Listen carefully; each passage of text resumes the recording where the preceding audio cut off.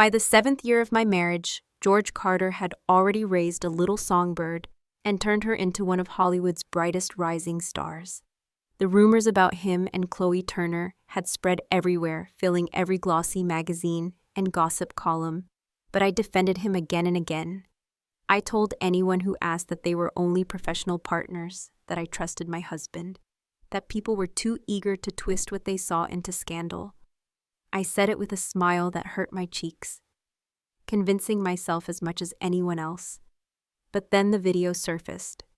George and Chloe kissing passionately in a luxury hotel corridor on the Las Vegas Strip, bathed in dim golden light, surrounded by the glamorous laughter of strangers.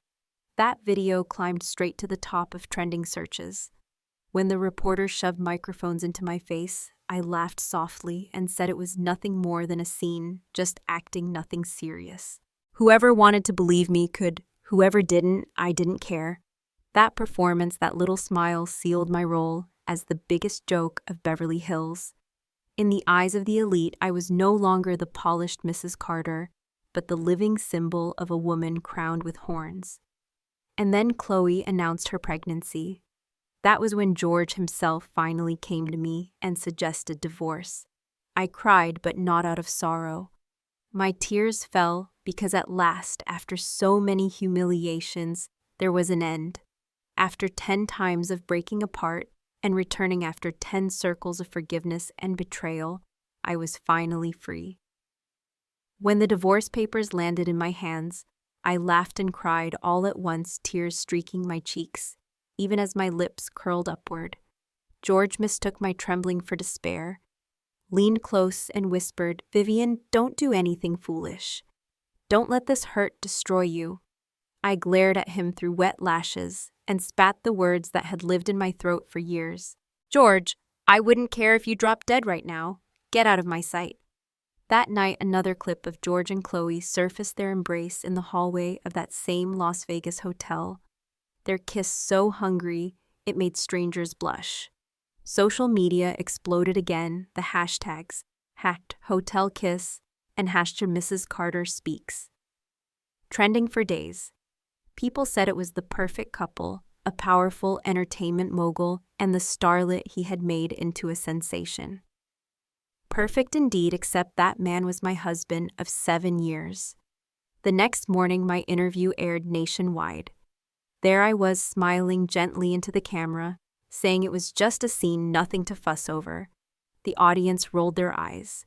They said I was a fool, a relic of an old money family that had collapsed years ago, clinging to my role as Mrs. Carter because it was all I had left. They mocked me for pretending to be pregnant years ago just to secure my place in George's family, said my ruined family would never have connected with the Carters otherwise. They said I was no saint, that I had no right to judge Chloe as the other woman. And maybe they were right. It wasn't the first time I had stood before the world to explain away George's behavior. A year earlier, when Chloe was barely breaking into Hollywood, George had seen her once and decided she would shine. He poured resources into her career, turned her from a background actress into a starlet gracing every red carpet. At the same time, whispers began.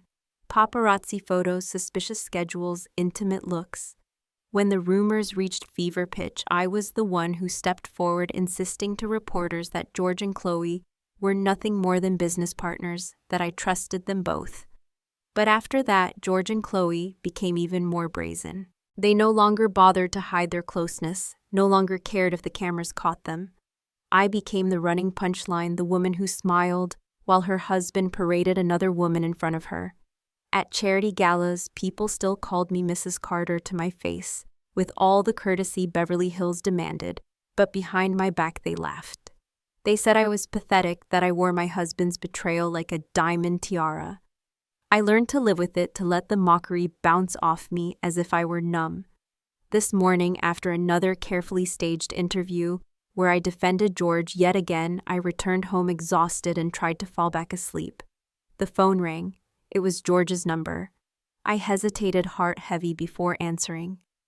"George," I asked, trying to keep my voice calm. But it wasn't George on the other end. It was Chloe. Her voice dripped with false sweetness. "I'm so sorry, Vivian," she cooed. "George just came to visit me on set, and I was so happy I couldn't control myself." She giggled, and in the background I heard George's voice, low and tender, chiding her. Why would you say something like that to her? A moment later, he took the phone, and his voice turned cold as ice when he spoke to me. "Vivian, don't overthink. You're imagining things." I wanted to laugh. Overthinking, imagining, what was there left to imagine when I had seen the videos, the kisses, the late-night hotel corridors, and now heard Chloe gloating from his own phone. I didn't even have time to respond before he hung up. I lay back on the bed, staring up at the ceiling, feeling the weight of 7 years pressing down on me. How had we ended up here? Wasn't this the same man who once held my hand under the desk in high school? Both of us blushing too hard to look each other in the eye before my family's fortune collapsed.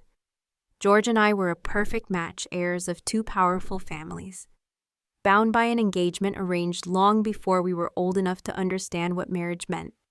We had grown up together, whispered promises of forever in the shadows, stolen kisses behind locked doors. Even when bankruptcy turned my family into pariahs, even when the Carters considered breaking off the engagement, George had stood firm. He told his parents he would marry me or marry no one.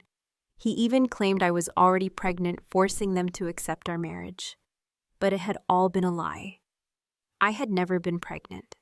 And 7 years later, still childless, I held nothing but a brittle smile, a shattered reputation, and a husband who belonged to someone else.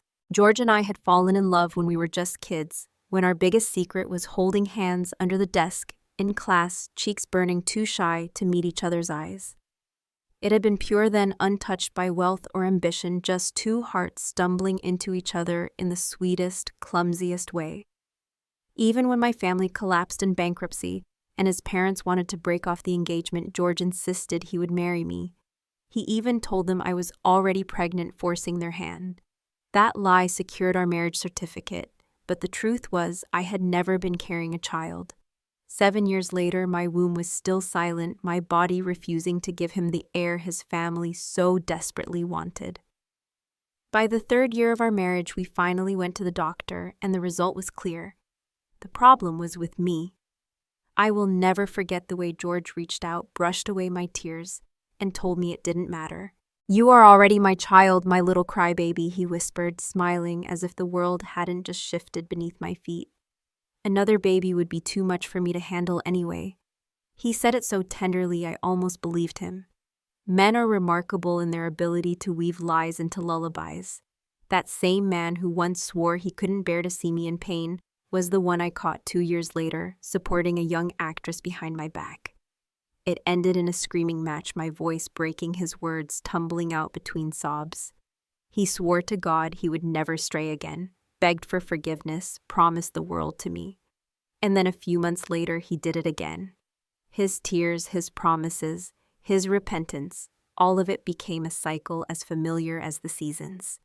Eventually, he grew accustomed to betraying me, and I grew accustomed to enduring it. Our marriage became a tragic farce, a performance neither of us believed in anymore, and Chloe Turner was the new leading lady of that performance. Before her, every time I caught him, George would cut ties with the other woman, immediately assuring me I was the only one who mattered. But with Chloe, things were different. He didn't cut her off. He didn't even try. He let her invade inch by inch until she occupied the spaces that had once belonged to me alone. His phone, once a sacred object I could touch without question, became Chloe's toy. The exceptions that once defined our intimacy became proof of his devotion to her. I don't know when exhaustion carried me off to sleep, only that when I awoke, my chest felt heavy, my head full of fog, as though something inside me had been pressing to break free. The shrill ring of the phone jolted me upright. It was the butler from the old Carter estate asking me to come at once. My heart pounded as if warning me of something terrible. The moment I arrived, I felt the weight in the air. George was already there, sitting in the corner, cigarette smoke coiling around his face, half hidden, half revealing the anxiety he tried to mask. Opposite me sat Margaret Carter, my mother-in-law, her hand clasped warmly around Chloe's, as if she were family. Chloe herself, delicate and glowing, looked up at me with a softness laced with triumph, her eyes shining with challenge. George crushed his cigarette out, refusing to meet my gaze. Vivian Margaret said coolly, "You're here?" I forced a polite smile, my voice steady. "Mother, what is this about?" The answer came not from her, but from Chloe. She lowered her head, her hand brushing gently over her stomach, her face glowing with feigned humility. "I'm sorry, Vivian," she said sweetly, "but I'm pregnant." Even though I had braced myself, the words still hit me like a blade. My eyes shot instinctively toward George, searching, pleading, but he looked away, his silence louder than any admission. Margaret's voice dripped with venom. "And what right do you have to question my son? You've been a barren hen for 7 years. Our family has fed and clothed, kept you under this roof, and that alone is more generosity than you deserve." Tears stung my eyes, but I forced them back, my voice sharp. "So this is why you called me here, to humiliate me?" My gaze darted to George, my eyes burning, my throat tight. "And you, is this what you want too?" He was silent for what felt like an eternity, before finally murmuring, "Vivian, I won't let you suffer. I'll make sure you're taken care of." I laughed, the sound bitter and broke in one hot tear sliding down my cheek. George startled, rising as if to comfort me, but I stopped him with a single word. "Fine, I agree to the divorce." We had signed a prenuptial agreement long ago, but in dividing our assets, George was generous to the point of guilt. The mansion where I had lived for 7 years, the prime storefronts in downtown Los Angeles, the vacation homes in Aspen and Miami, nearly every property that had once been our home together, he left them all to me. He even transferred enough money into my account to last 10 lifetimes. When I opened my mouth to speak, perhaps to thank him, perhaps to curse him, he cut me off. "Consider it compensation," he said quietly. And that was how our marriage ended, not in fire, not in rage, but in a silence so suffocating I could barely breathe. I opened my mouth to say something, perhaps to thank him, or to curse him, but George cut me off. "Consider it my compensation to you," he said, his voice heavy with a finality that made my chest ache. The waiting period of the divorce passed quicker than I expected. And then one bright, blinding day, the papers were official. I stood outside the courthouse with the divorce certificate in my hand, staring at it as if it were some mythical treasure. Tears streamed down my face, hot and endless, but beneath them swelled a joy so fierce I could hardly breathe. For the first time in years, I was free. I stood there on the curb, crying and laughing like a mad woman, the California sun burning my skin, while George stood a few feet away, watching me with an expression of stunned uncertainty. He must have thought I was broken, that grief had unhinged me. But when he stepped forward, I squared my shoulders, planted my hands on my hips, and glared at him with a fire I hadn't felt in years. "Don't flatter yourself," I spat, my voice sharp and triumphant. "I won't do anything foolish. You could die tomorrow and I wouldn't shed a tear. Get the hell away from me." My eyes glistened not with sorrow, but with the brilliance of happiness. I had finally broken free from the cycle. 10 times I had tried to leave him. 10 times I had failed. But now at last I was done. Leaving him standing there in shock, I slid into the leather seat of the Rolls-Royce Phantom I had received in the settlement, and with a rush of exhilaration, I drove toward the Beverly Hills mansion that was now mine alone. That night, I stretched out on a cloud-soft sofa in my sunlit living room, staring at the gilded ceiling as if seeing it for the first time. I let out a long sigh, then a laugh that sounded more like a battle cry of victory. At last, I whispered to myself, "This is what I deserve." No one knew, of course, that this was my 10th divorce from George Carter, 9 times before I had asked for freedom, and 9 times before he had pulled me back. Each time I discovered his affair with Chloe Turner, he would panic, beg, swear it was a mistake, and I would cave. The first time had been on the eve of my birthday. I had discovered Chloe's text, playful and insistent, begging George to visit her on set. I confronted him, but he brushed me off with a fabricated business trip. kissing me tenderly before leaving and asking what I wanted for my birthday. I remembered Chloe's text demanding a gift she called the Tears of a Mermaid, a necklace so rare it was the last design of a legendary jeweler who had passed away that year. When George asked what I wanted, I looked him straight in the eye and repeated Chloe's words. He hesitated, then smiled softly, his eyes full of feigned devotion. "Whatever you want, Vivian. If I have to climb mountains or walk through fire, I'll bring it to you." On the night of my birthday, a phantom rolled up to my door wrapped in a bow.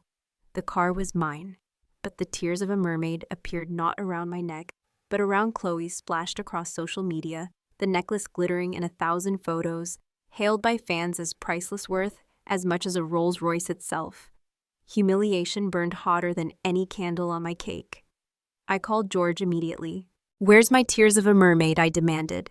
"Isn't this car more practical?" he countered softly. I snapped, "I don't want the car. I want the necklace." He paused, then sighed. "You like that design so much, I'll get it for you next time." But there would never be a next time. That necklace was the last of its kind, a masterpiece that could never be recreated. Something inside me cracked. I remember the chill in my voice, as if someone else were speaking through me. "George Carter, let's get a divorce." For a long time, friends had told me to treat him like an ATM, to take what I could while it lasted. After all, George never hesitated to throw money at me, and I had lived like a queen. But now even that disgusted me. Something in me recoiled at the thought of exchanging pieces of my dignity for jewels and cars. Worse, my body itself betrayed me. At some point, the very scent of his cologne, the warmth of his hand on mine, made me nauseous.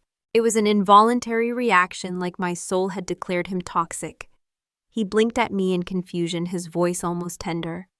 "What did you just say?" I didn't answer. I simply hung up, then dialed my lawyer. That night, as sleep dragged me down, I sensed someone in my room. I jolted awake, heart pounding, but before I could scream, a hand clamped over my mouth. My body stiffened until I heard the whisper, "Vivian, it's me, George." I shoved his hand away, scrambling back. "Did you come here just to talk me out of the divorce?" His eyes glistened in the dark. "Don't say things like that. How could we ever divorce, Vivian? We're meant to be." His words dripped with the same sugary poison I had swallowed for years. But before I could answer, my vision blurred, the room tilted, and when I opened my eyes again, I was back in the same moment as before. Staring down at his phone, Chloe's messages glowing on the screen. My breath caught, my hands trembled, my chest felt hollow with dread. I had gone back again. The nightmare had reset. George stepped out of the bathroom, his face shifting for just a moment when he saw me gripping his phone.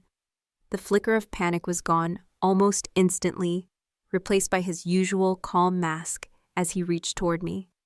"Vivian, what's wrong? Do you feel sick?"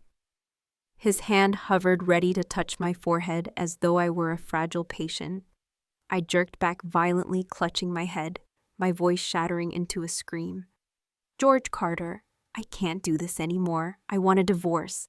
I can't take it another second." His hand froze in the air, his brows furrowed in irritation, his tone sharp. "Vivian, everyone has someone else on the side. Do you really have to make such a scene? I'm not divorcing you." And with that, I was dragged back to the beginning again. By the 9th time, my sanity was unraveling. The walls of my mind were caving in. Desperation drove me to the edge. And one night I pressed a knife to my throat. Warm blood dripped down onto my hand, but I felt nothing. No pain, no fear, only emptiness. The sight of me like that finally terrified George. Shaken by my recklessness, he agreed to divorce. When he signed the papers, he played the part of the heartbroken lover, his voice trembling with false sorrow. "Vivian, does this really make you happy?" But on the very last day of the waiting period, he betrayed me again. He walked into a friend's office with Chloe Turner on his arm, swearing to me that he would never see her again. He insisted I was the only woman he had ever wanted to marry, that he never dreamed of building a life with anyone else.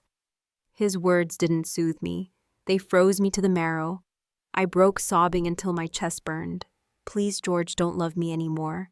Your love makes me sick. But he leaned toward me with the same syrupy tenderness that once fooled me. Vivian, I don't want a divorce. I don't want to become a stranger to you. And then suddenly, cruelly, I was holding his phone again, staring at Chloe's flirty texts. The loop had reset for the 10th time. This time, something inside me turned to stone. My heart was already a corpse, and for a fleeting moment, I even wondered if killing him would finally end it all. But almost as quickly, I steadied myself.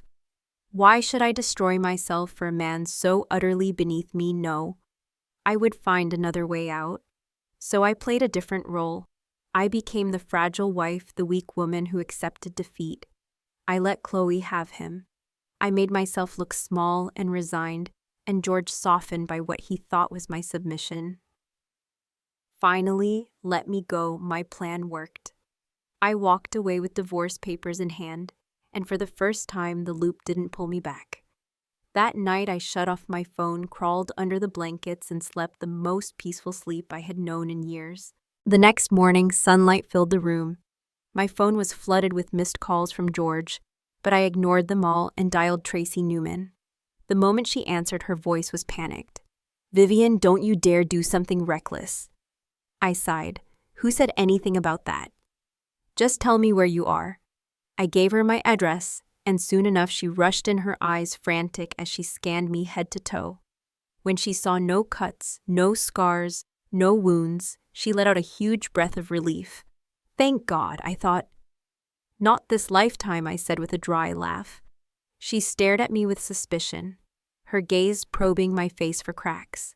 I only smiled faintly. Tracy dropped into the couch beside me, her expression heavy as though she was carrying something she wasn't sure she should say. I nudged her shoulder lightly. Come on, Tracy. Since when do you dance around with me? Just say it. Her eyes locked onto mine. Vivian, did you really divorce that bastard George Carter? I nodded firmly. Yes, it's done. Her eyes welled immediately, her lips trembling. You're unbelievable. You crawled out of hell and didn't even tell me. If I'd known, I would have set off fireworks outside the courthouse myself. I chuckled softly. It wasn't that simple. I went through too many false alarms. Until it was real, I couldn't tell anyone. I'm sorry, Tracy. She bit her lip hard. Was it because Chloe was pregnant? If she hadn't been? Would you have ever gotten free? I gave a hollow smile. Exactly, if it weren't for her pregnancy, I'd still be wearing the fool's crown. George even asked me yesterday if I was safe, as though he were afraid I'd hurt myself. But isn't that exactly what I've done all along, willingly lived under Chloe Turner's shadow, carrying his betrayal like a badge? Tracy hesitated, then whispered, I don't know if I should tell you this, but last night, George proposed to Chloe, and suddenly it all made sense, the calls, the messages, the sudden wave of attention. They weren't out of care. They were people sniffing for gossip, eager to see another spectacle. Few truly wanted to comfort me. Most just wanted to watch me bleed again. I leaned back into the couch, calm spreading through me like steel. It doesn't matter. None of it matters anymore. Tracy stared, disbelief flashing in her eyes. You really don't care? Not at all.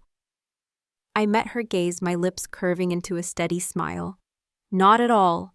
Her face lit up and she let out a wild, joyous laugh. That's the Vivian Carter I know. That's the woman who refuses to stay broken. Tracy looked at me with a grin, her voice brimming with relief. That's the Vivian Carter I know, the strong one.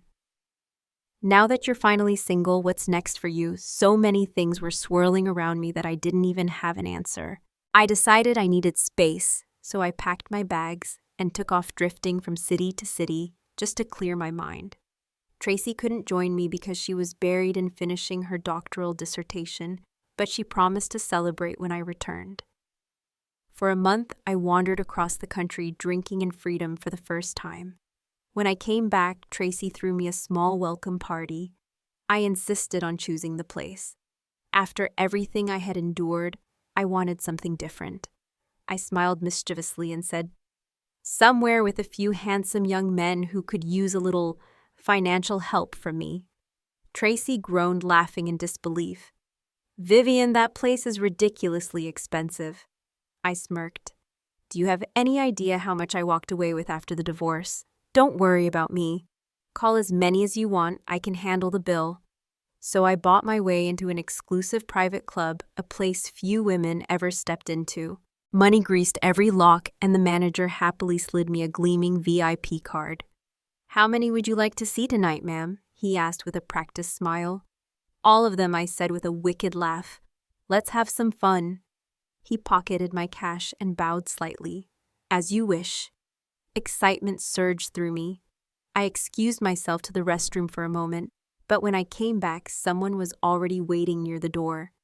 A tall, broad-shouldered young man with a fresh face and an easy grin. He flexed his abs playfully, dimples flashing, as he said, "Want to give me your honest review?" I laughed in genuine amusement. Then I'd better be fair about it.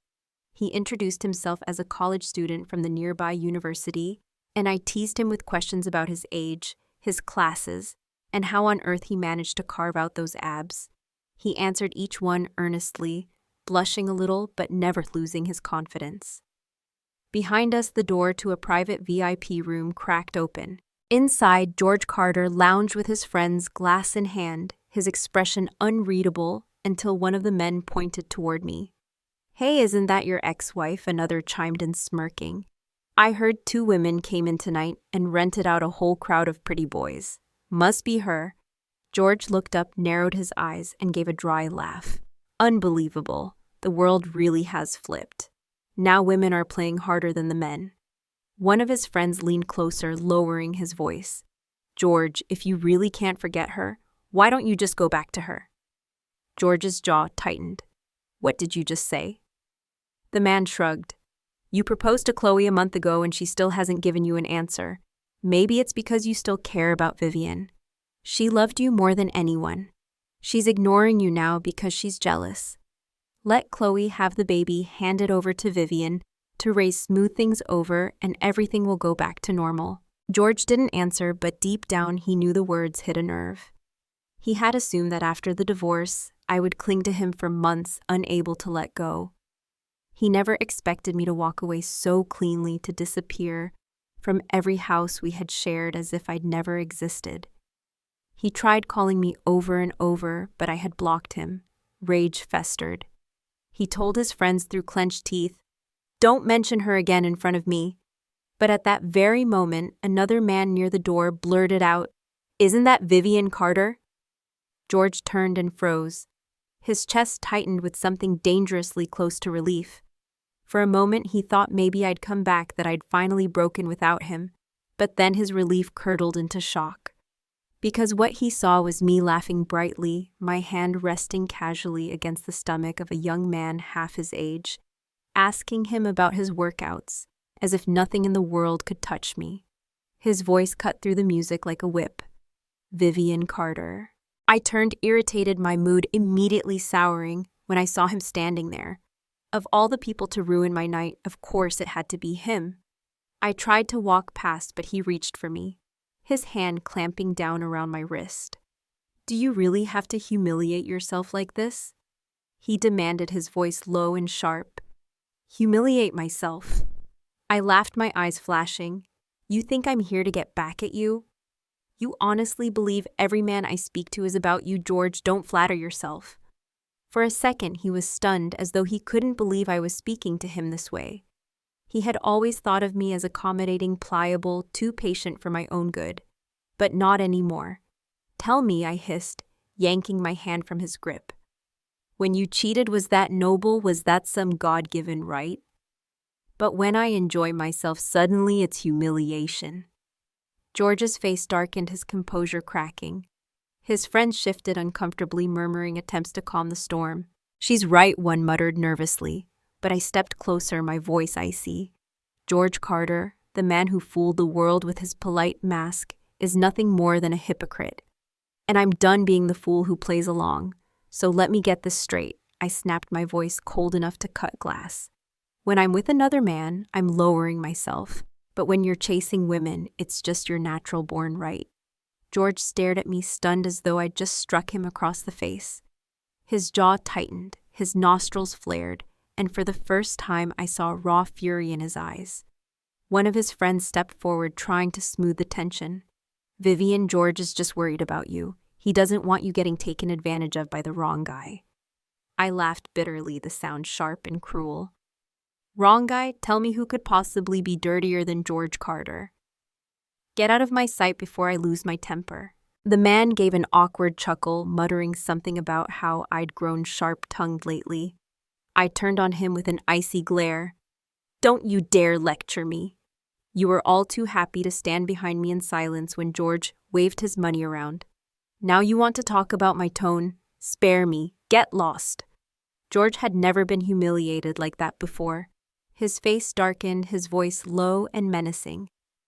"Vivian Carter, you'll regret this. One day you'll come crawling back." I smirked, my words dripping with venom. "George, do yourself a favor, delete those cheap romance apps you've been reading. Your fantasies don't apply to me. Divorces often end in love twisted into hate. For me, there was no love left. Only hate, bitter and clean. How could I not hate him? 10 loops of time, 10 battles for divorce, 10 refusals, 10 times of him pushing me back into hell. That night, the club abruptly announced an early closure, escorting us out politely as if nothing had happened. But fate wasn't done mocking me. By the end of the day, a video of George and me at the club had somehow been leaked and landed directly in Chloe Turner's hands. My phone rang, her voice dripped with mock outrage. "Vivian Carter, do you have no shame, divorced already and still trying to seduce my fiancé?" I burst out laughing. The sound was sharp, hollow, full of scorn. "You actually said that out loud, Chloe. Tell me, when exactly did you and George meet? Were you both conveniently single at the time?" Her voice wavered, and I could hear George in the background, tired and irritable. "Chloe, calm down. It was nothing, just coincidence." "Don't blow it up, coincidence," she shot back. "Then why were you holding her hand? Do you want her back?" I sat back amused, listening as George's tone grew sharp. "Enough. Stop overthinking." I remembered all too well the sweetness he had fed her just weeks ago, his voice dripping with tenderness. "Be good, Chloe. Focus on your filming. You're the perfect leading lady in my eyes." Chloe herself had sent me the recording, maybe thinking it would break me. But when I heard it, I simply told her to take good care of our George, as if I were giving her a blessing. She hadn't realized the call was still connected, that I'd listened to their entire charade. Now, hearing her tantrum, I could only scoff. "George, you'll never change, will you? A serial cheater dressed in a tailored suit." He fell silent, and when he finally spoke again, his voice was soft, almost wounded. "Vivian, why are you like this? You weren't always this way." I laughed harshly. "Not always this way. You said those exact words to me during the 8th loop. Do you know what changed me, George? Watching you text Chloe while you were in my bed. Reading every line of your lies. That's what did it." I had raged then, playing the role of the jealous mad woman. I had thrown his phone onto the table, my face twisted with fury. "Delete her, George. Right now. Cut her off." He tried to soothe me, murmuring, "You're misunderstanding. Don't be unreasonable." But I screamed back, "Don't you dare play me for a fool. Delete her now." He had stared at me a long moment, then finally nodded. "Fine." But promises meant nothing. On my birthday, he claimed he had to travel for work. I didn't believe him. I trailed him, called him every half hour, until his phone died, then dialed every friend he had, until one of them caved. At last, he came storming back, face dark with anger. "What do you want from me, Vivian?" I collapsed into tears, clutching at him. "I just want to spend my birthday with you. Is that so wrong?" "Where am I failing? Tell me." He pulled away, disgust twisting his features. This isn't normal, but I didn't stop. I wanted to drag everyone into the madness he had created. I even went public on social media, tagging Chloe Turner every day like a deranged woman. "Did you see my husband today, Chloe? Was he in your bed?" When she blocked me, I posted the screenshot with a sneer. "Blocking me now, feeling guilty." It was chaos, and I wanted it that way. Chloe, did you see my husband today? Is he at your place again? Did you two share another private room last night? I fired those words into the void of social media, tagging her with every post like a woman possessed.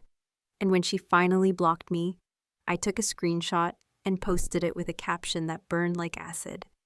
Blocked already, feeling guilty. The scandal spread like wildfire. Shareholders at George's company began to murmur, demanding explanations. George, exhausted, came home with a hidden recorder he had just yanked out of his car. He tossed it onto the table and rubbed his face. "Vivian, when did you become like this?" Like what? I shot back, my voice sharp. "Stop creating drama. Can't we just live peacefully?" He sighed as if he were the victim.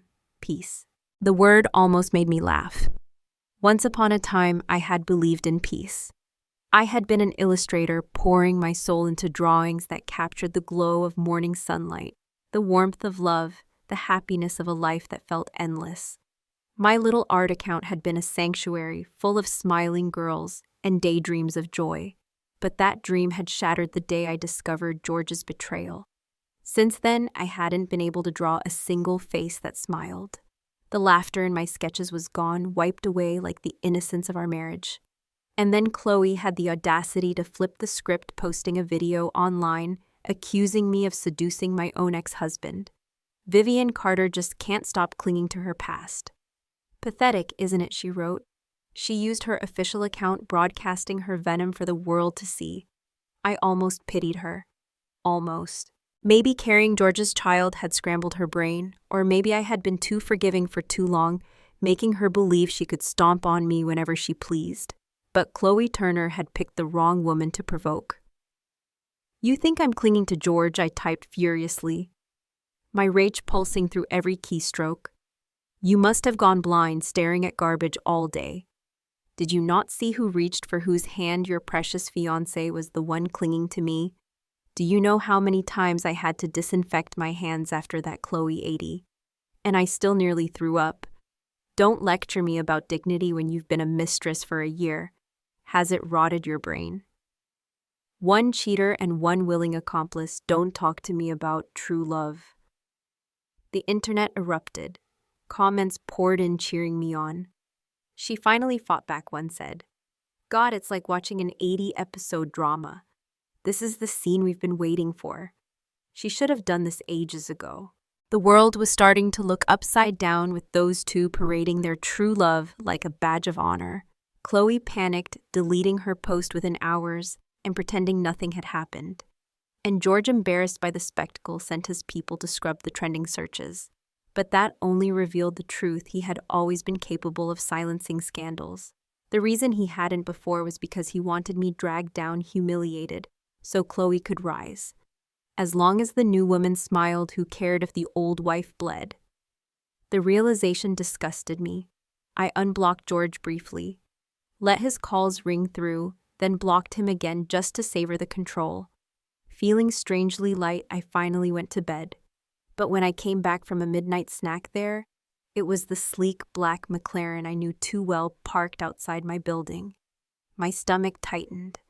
I tried to slip away, but the hallway lights flicked on, illuminating George Carter standing right at my door. Persistent as ever, I muttered, my voice dripping with sarcasm. "Didn't you say you'd wait until I came crawling back? Looks like patience isn't one of your virtues." George's smile was sharp, bitter. "She threatened to abort if I kept seeing you." I laughed coldly, tilting my head. "And what, you're not afraid of losing an heir to the Carter fortune?" His eyes narrowed, his tone ice cold. "Vivian, I'm not short on women to carry my children. What I cannot stand is being threatened." It chilled me how calmly he said it, how the mask of charm had slipped to reveal the ruthless man beneath. But in that moment, I also saw the truth. I had denied for too long. Chloe was never the real issue. The problem was George himself, and the fact that he had simply grown bored of me, of my quiet endurance, of a wife who had once smiled and forgiven, but had now become in his eyes a lifeless doll. The truth was that Chloe was nothing more than a convenient excuse. The real reason was far simpler and far more cruel. George had grown tired of me, my endless forgiveness, my tolerance for his betrayals. The way I swallowed my pain day after day, it had all dulled into something that repulsed him. To him, I had become a lifeless doll, a wife who smiled out of duty, not passion. So when he tried to justify himself again, I cut him off coldly. That's between you and her. Don't drag me into your mess. I want nothing to do with it. George studied me with those dark eyes, a flicker of frustration breaking through his mask. Vivian, you shouldn't talk like that. I laughed sharp and bitter. Oh, don't tell me you still think I treasure you. Do you really believe I see an unfaithful coward like you as some kind of prize? He straightened voice full of the arrogance I had once mistaken for confidence. We were happy for 7 years. You loved me. I loved you. This divorce is only temporary. My mother wants a grandchild. Once Chloe delivers, we can remarry. The baby can be raised by you. Everyone will be satisfied. He spoke as if it were the most logical arrangement in the world, as if I were supposed to nod and thank him for his generosity. His tone dragged me back to a memory from high school. A friend of mine had a father who cheated, and when his mistress became pregnant, she stormed into their home, demanding marriage. My friend's mother, gentle and timid, had endured humiliation until she nearly broke. I had cried for her, vowing I would never forgive such cruelty. When I once told George that story, he had barely lifted an eyebrow. It's not unusual, he had said with a shrug. I had thought I misheard him, but now I knew better.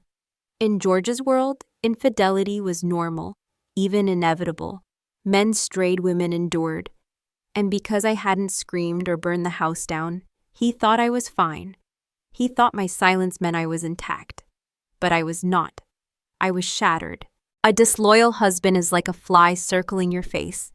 You can't ignore it, you can't swallow it, you can't escape the disgust. When I demanded fidelity, George scoffed, genuinely bewildered. Is loyalty really that important to you? If loyalty didn't matter, I spat back. Then why did you throw me out of the club when I dared to speak to another man? You expect me to remain pure for you, a husband who betrays me daily. But you dismiss fidelity as irrelevant. George Carter, you are a hypocrite. For once my words pierced him. His expression cracked, his eyes clouding with something close to fear. Maybe it was when I confessed that I had punctured the condoms he had so carelessly trusted. Maybe that revelation stripped away the last shred of his power. Either way, I slipped from his grasp that night. I went home, showered, and looked out the window to see his black McLaren still lurking below. It didn't leave until dawn, and even then his voice followed me, seeping into my nights. He called from blocked numbers, borrowed phones, asking the same pitiful question. Vivian, do you really want this divorce? Do you really want to leave me? You've always loved me. It ruined my sleep. His voice poisoning my dreams. I snapped once, shouting into the phone. That's because I'm a damn good actress, George. Get out of my life. But the next morning, as the adrenaline drained, a trace of regret slipped in. Had I gone too far, I had wounded his pride, and George was not a man who forgave humiliation. He had connections in both the polished world of business and the shadows of organized power. If he chose to make my life unbearable, I knew he could. So I packed my bags. The 2 short trips I had taken before were not enough. This time, I would disappear.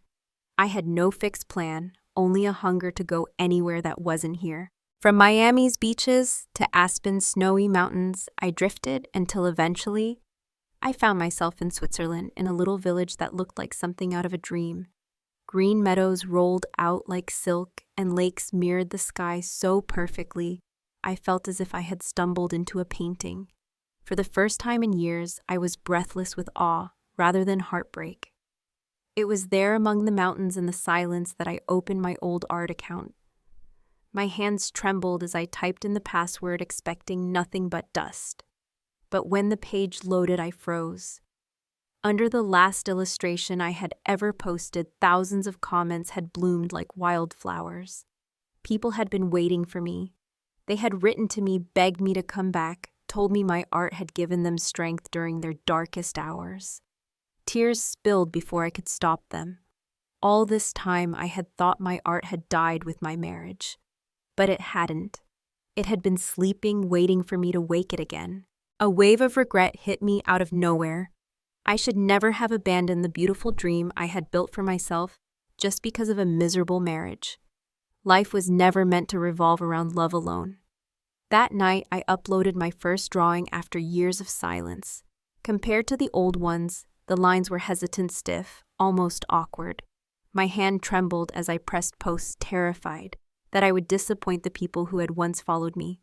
But the responses that flooded in were nothing but warmth. "You're back," someone wrote. "Are you traveling now? Please share more of your journey." Another said, "Our Vivian is still as bright as ever. Thank you for coming back." Relief swept through me like a tide. From that day, I began to post a drawing every day. My character, little Vivian, still had her signature wide-eyed smile, but she no longer lived in a world defined by love or marriage.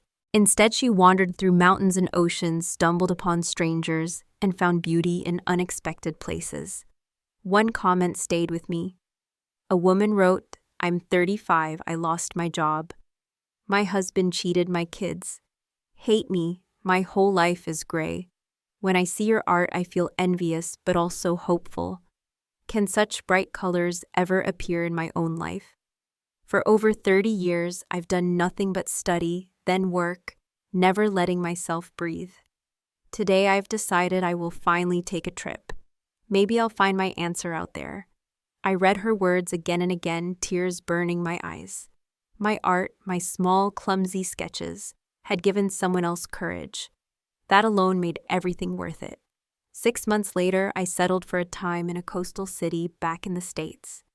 A publisher reached out asking if I'd be willing to turn my drawings into a book. The title would be The Joy Journal of Little Vivian. For the first time in years, I had a deadline that thrilled me. Tracy Newman often came to visit, keeping me company while I worked. Between cups of coffee, she would update me on the circus that was George and Chloe. Apparently, George had already shifted his attention to yet another rising starlet. It even hit the trending searches when Chloe, heavily pregnant, stormed onto a set to confront them, only to fall during the argument and lose the baby. She went wild on social media afterward, but instead of sympathy, the internet mocked her. George wasn't spared either. Memes spread calling him a rotten cucumber, a spoiled fruit no one wanted. Without his backing, Chloe's career collapsed overnight. Brand after brand severed ties.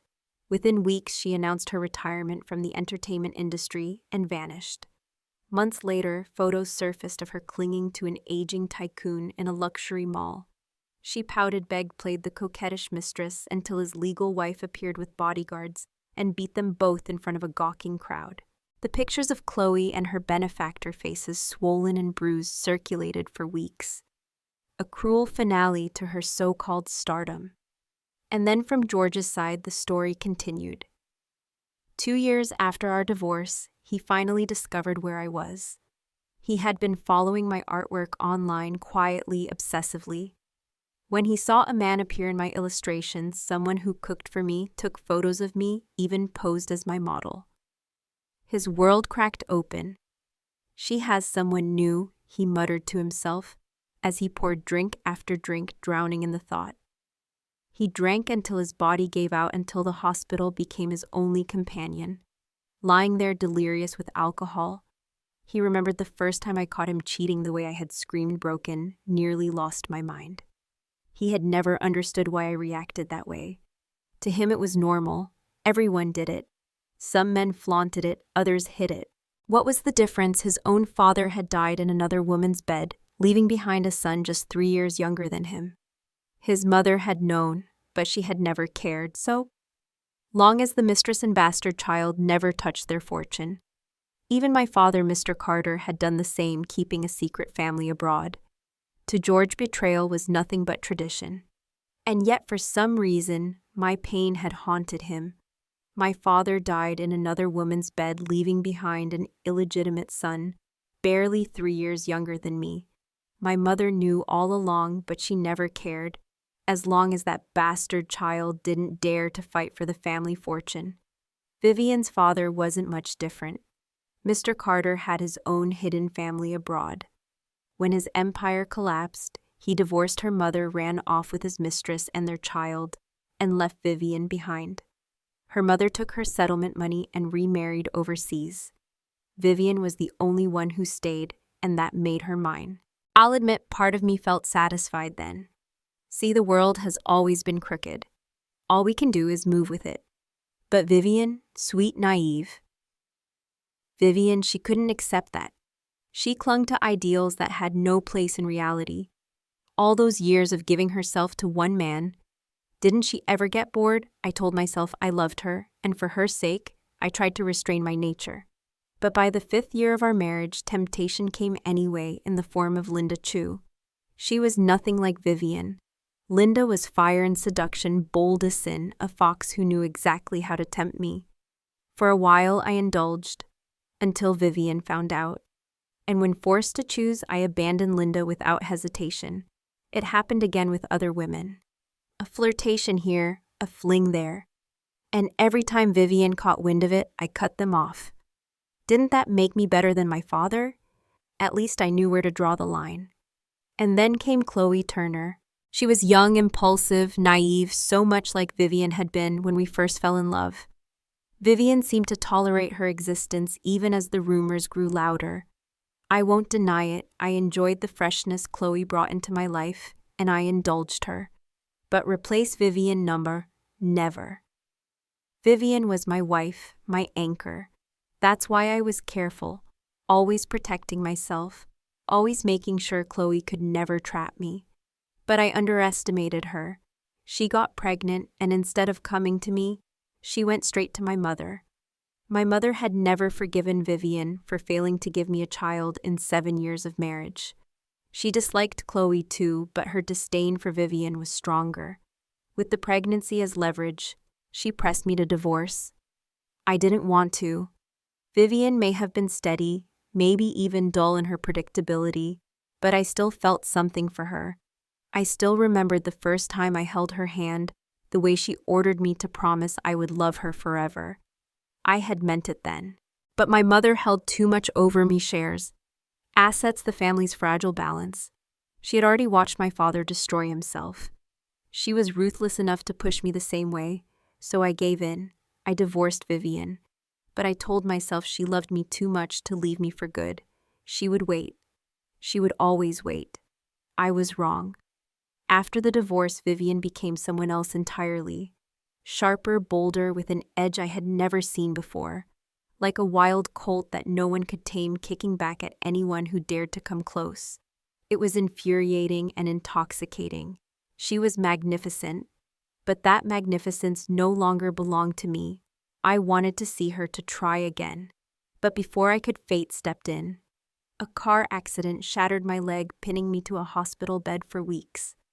A friend of mine, desperate to help, called Vivian to tell her. Her response was brutal. "Is he dead yet?" When told no, she sighed. What a shame. If he had died, I would have gone to the funeral. My friend froze, unsure how to reply. He asked me what I wanted him to say. I closed my eyes. There was nothing left to say. Maybe that was the final answer. Vivian Carter didn't need me anymore. And maybe that was for the best. I was my father's son after all. Perhaps freedom suited me better than chains. Thanks for listening. Be sure to subscribe so you don't miss the next videos.